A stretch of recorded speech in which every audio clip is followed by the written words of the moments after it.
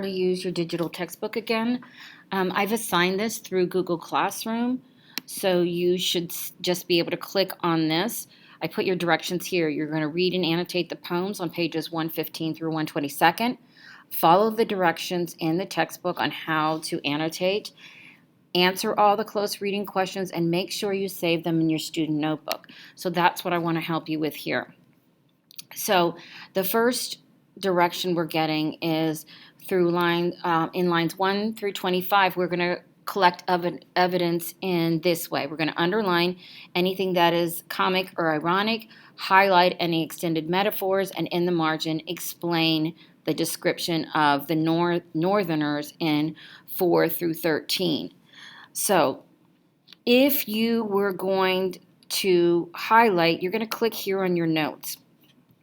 Add a note and just highlight whatever you want to underline, highlight, whatever. You're going to add the note, click add note again.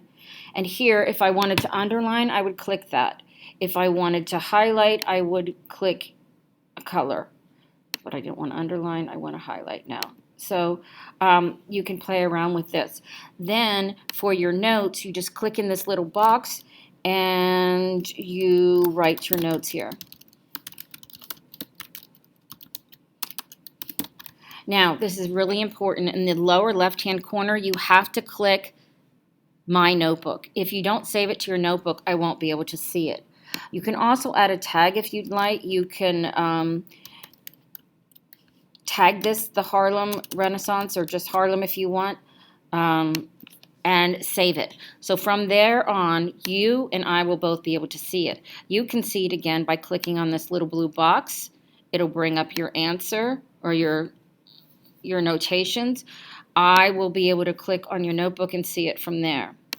Now, when you get to the questions, like here, question 2, this is a short answer question. You're going to click, and I'll make this a little bit bigger so you can see it. You're going to click the Q box. That Q box brings up your text box, and you are just going to write your answer here. Don't forget to use text evidence when needed. Again, you have to click My Notebook. If you don't click Save it to My Notebook, it will not save it to your notebook. So once you do that, then every time you click on that, you and I can both see those answers. So you're going to do that throughout. And every time you get to a new little blue bubble, you want to stop and see the directions from that point on. So in lines 26 through 46, we have different things to annotate. Here we're underlining text that describes the differences between white and blacks, and in the margins we're going to summarize what Zora, how she becomes a little colored girl.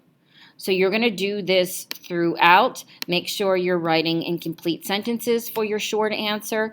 Make sure you're using text evidence when you need to, and you are saving it to My Notebook. If you have any questions, please email me.